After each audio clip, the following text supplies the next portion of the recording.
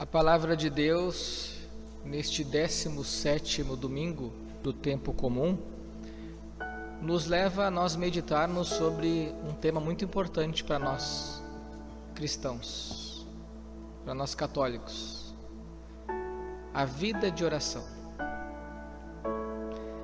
Por que mesmo devemos ter vida de oração?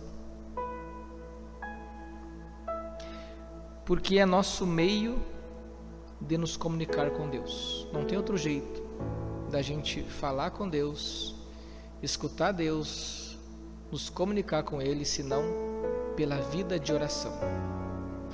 Na oração, ou pela oração, nós rendemos graças a Deus, nós pedimos favores a Ele, que Ele olhe por nós, que Ele atenda os nossos pedidos.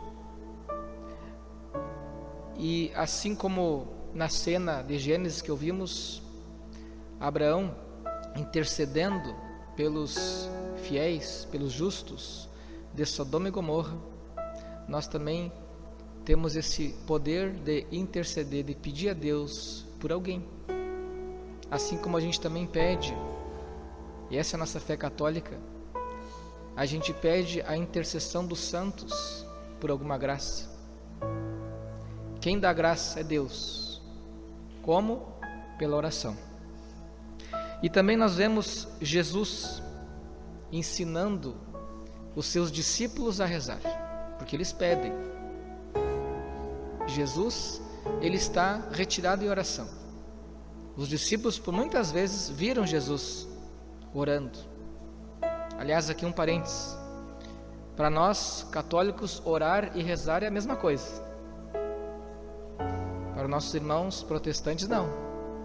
Eles entendem que a gente somente ora. Orar é a gente se dirigir a Deus espontaneamente com nossas palavras, enquanto rezar é recitar. As duas formas para nós católicos são muito válidas. Aliás, nós acabamos aqui de meditar o Salmo, rezamos o Salmo. A Bíblia tem 150 salmos. Nós recitamos. Então não é errado recitar alguma oração como a Ave Maria, como o próprio Pai Nosso, em que nós vemos Jesus hoje ensinando os seus discípulos a rezar. Então, rezar e orar são duas formas de a gente se dirigir a Deus. Podemos fazer as duas coisas: espontaneamente orar, mas também recitar, como a oração do Santo Terço. Jesus então vai ensinar a oração do Pai Nosso aos seus discípulos. E a oração começa chamando Deus de Pai. O que mesmo significa chamar Deus de Pai? O que é mesmo Pai? Pai é quem gera. Pai é quem cria. Deus te criou. Deus te gerou.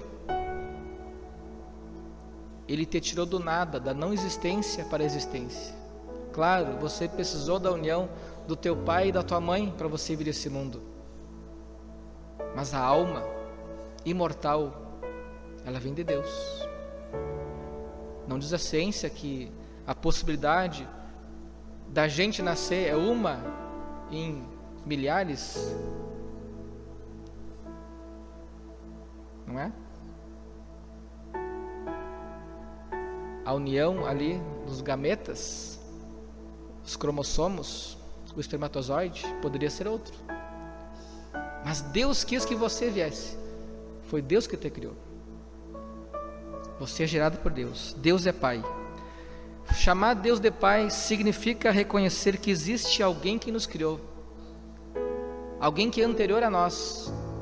Alguém que é infinitamente maior do que a gente.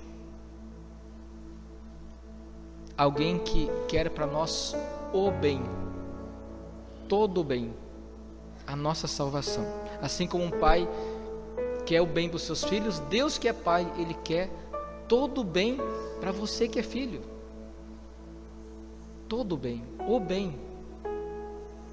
Importante dizer que antes mesmo da gente chamar Deus de Pai, é preciso, quando nós iniciarmos a nossa oração, a gente se colocar na presença de Deus. É por isso que a gente começa sempre a nossa oração, a missa, a nossa oração pessoal, o terço, etc. A gente inicia com o sinal da cruz, com o sinal da Trindade, em nome do Pai, e do Filho e do Espírito Santo. A gente batiza as crianças em nome da Trindade. Mas não é um simples gesto e simples palavras jogadas ao vento. É reconhecer uma presença. Às vezes a gente reza muito mecanicamente. A própria missa. Não devemos rezar mecanicamente. A primeira coisa é se colocar na presença, saber que eu posso estar sozinho no meu quarto, mas Deus está comigo. Deus está contigo. Tem uma presença invisível, Deus, com os seus santos, os seus anjos estão com a gente. Reconhecer então a presença para nós rezar, e aí então a gente ouve Deus, a gente sente a presença dele e vê o invisível, aquilo que a razão não explica, mas que a fé concorda. A primeira atitude para rezar então é reconhecer a presença, e depois sim chamar Deus de Pai, reconhecer que tem alguém maior que a gente. Então vai vir os 7 pedidos do Pai Nosso, que aqui no Evangelho de Lucas, que é um evangelho sinótico porque Mateus, Marcos e Lucas têm muitas passagens em comum, e uma delas é o Pai Nosso, que também está no Sermão da Montanha, lá em Mateus, capítulo 5, e lá está os 7 pedidos, mas aqui em Lucas aparece 5 pedidos. O primeiro pedido então do Pai Nosso é: santificado seja o teu nome, que significa, quando nós rezamos o primeiro pedido, aliás os 3 primeiros, mas olhando aqui para o primeiro pedido, santificado seja o teu nome, esse pedido não é para nós. Então veja, quando você vai orar ou rezar, não comece já pedindo: me dê dinheiro, me dê saúde. Graças para a gente, que são importantes pedir. O primeiro pedido deve ser: santificado seja o teu nome, ou seja, que Deus seja mais conhecido, mais amado por nós, que o nome dele seja mais santo para nós. Claro que se eu rezar ou não rezar o Pai Nosso, não vai tornar Deus mais santo ou menos santo, mas a gente pede para que mais corações se abram a Deus. Santificado seja o teu nome. O segundo pedido, na mesma linha do primeiro: venha o teu reino. Observe, venha o teu reino. Não que nós vamos ao reino dele, mas que o reino dele venha até nós. Ou seja, imagine você na tua casa e recebe a visita de alguém. Você vai preparar a tua casa, vai se preparar para receber essa visita. Que venha o teu reino sobre mim. Então que a gente se prepare para receber Jesus em nosso coração, o seu reino. Se Deus vem nos visitar, nós devemos então o receber e dar o nosso melhor. Em Lucas, como disse, não tem 2 pedidos. O terceiro pedido falta: seja feita a vossa vontade. Significa a sujeição ao querer de Deus e não aos nossos caprichos. Não está em Lucas, mas não posso deixar fora, porque está também lá em Mateus, e a gente reza no Pai Nosso isso. Aliás, é o lema da minha ordenação: fiat voluntas tua, seja feita a tua vontade, não a minha, a vontade de Deus. E também, só para citar o pedido que não aparece em Lucas, que é o último, o 7º: livrai-nos do mal, não dos males. A gente não deve rezar, pedir a Deus que nos livre de todo o sofrimento. Isso até é atentar contra Deus. a gente deve pedir: Senhor, livra-nos do mal, no singular, que os santos padres nos ensinam e a igreja nos ensina que o mal é o pecado. Livra-nos, Senhor, do pecado, porque o pecado é a origem de todos os males. Mas é claro que alguns males eu vou ter que enfrentar na vida, não tem como a gente viver sem sofrimento, mas o pecado sim é a nossa obrigação viver sem ele. O quarto pedido do Pai Nosso diz: dá-nos o pão de cada dia. Ou seja, Jesus está aqui nos ensinando a pedir aquilo que nós precisamos para hoje, não para amanhã, não para a vida toda. Lembram da passagem do filho pródigo? O que mesmo o filho mais novo pediu ao pai? Dá-me a parte da herança que me cabe. Ou seja, exatamente o contrário do que está aqui no Pai Nosso. O pão de cada dia. Ele queria o pão até o final da sua existência. Ele queria romper com Deus. Eu agora quero ser Deus. Temos que aprender a pedir a Deus o necessário, aquilo que realmente nós precisamos e não aquilo que nós queremos. E Deus é quem melhor sabe o que realmente nós precisamos. Não sabemos o que pedir, muitas vezes. O quinto pedido diz: perdoa-nos os nossos pecados, pois nós também perdoamos a todos os nossos devedores. Ou na tradução que a gente reza, que está em Mateus, aos pecadores. Nós perdoamos a todos os pecadores, assim como nós perdoamos a quem nos ofende, assim que está na tradução. Veja, Deus, Ele quer nos perdoar, e a gente pede perdão. Deus não tem obrigação de nos perdoar não, sabia? Ele nos perdoa porque Ele é bom.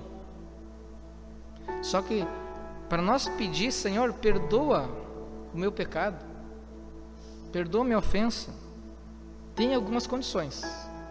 A primeira é: a gente tem que primeiro pedir perdão, lógico, né? Segundo, a gente tem que prometer não pecar mais. Isso está lá na confissão.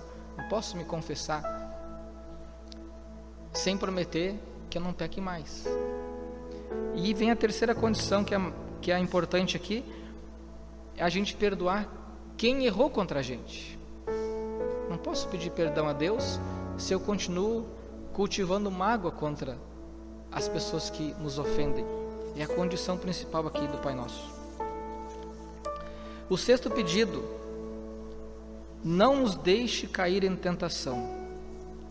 Observe aqui, meus irmãos, que Deus, Ele permite que o diabo nos tente. Deus permite que nós sejamos tentados. Por quê? Ele quer nos ver sofrer, nos ver pecar? Não. É que na tentação, Deus vê a tua luta. Na tentação, você prova se realmente ama a Deus, se coloca Ele em primeiro lugar, ou se você se deixa, e a gente se deixa levar pelo inimigo que nos tenta. Saiba que sozinho é impossível vencer a tentação. Que nos dá vitória é Deus. Então a gente na tentação tem que pedir a Deus: vem em meu auxílio. Peça pela intercessão dos santos e vais vencer. Não apenas por tua capacidade, mas por graça de Deus. Claro, com o esforço da gente também. Então Jesus, para mostrar que Deus atende os nossos pedidos em oração, Ele relata, aqui eu chamo da parábola do amigo inoportuno. Esse amigo então bate a porta. Imagine a cena: um amigo teu, meia-noite, você já está dormindo, bate alguém na porta pedindo 3 pães, porque chegou visita, e esse teu amigo recebeu a visita de outra pessoa, e ele precisa de 3 pães, meia-noite. E Jesus vai dizer assim, que o dono da casa vai atendê-lo, mesmo que não se levante por ser seu amigo. Imagina, O teu amigo bateu a porta meia-noite, você achou ruim aquilo, mas é teu amigo, você vai lá e atende. Mas se você, não, eu não vou levantar, é meu amigo, eu não vou levantar porque é uma falta de respeito.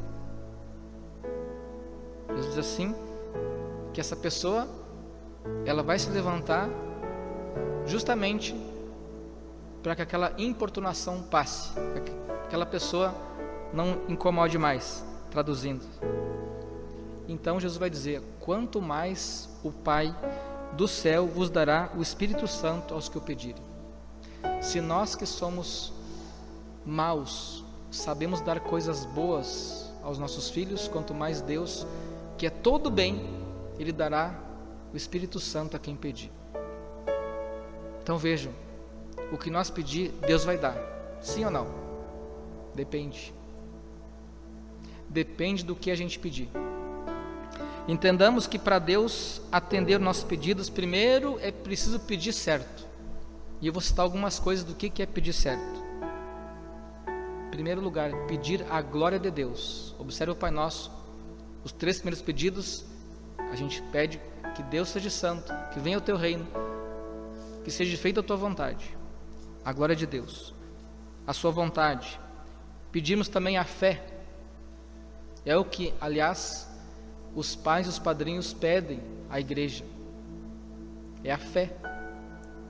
No rito do batismo a gente pergunta assim, a gente não costuma mais perguntar, mas deveria perguntar isso: o que pedes à igreja? É a fé. Não é saúde, não é dinheiro, é a fé. É isso que vocês vêm pedir quando trazem os filhos para batizar, a fé. A fé é o que nos salva. Claro que precisa do dinheiro, claro que precisa da saúde, mas a fé é o que Deus realmente quer nos dar, em primeiro lugar. Não que Ele não queira dar outras coisas. Também a gente, para pedir certo, deve pedir os meios para crescer nas virtudes, ou seja, o necessário, aquilo que nós precisamos, o pão de cada dia. Coisas materiais podemos pedir, desde que elas nos sirvam para a gente ser mais santo, para a nossa salvação. Segundo ponto aqui, além de pedir certo, é preciso a gente saber esperar. O mundo de hoje é muito imediatista, quer tudo para ontem.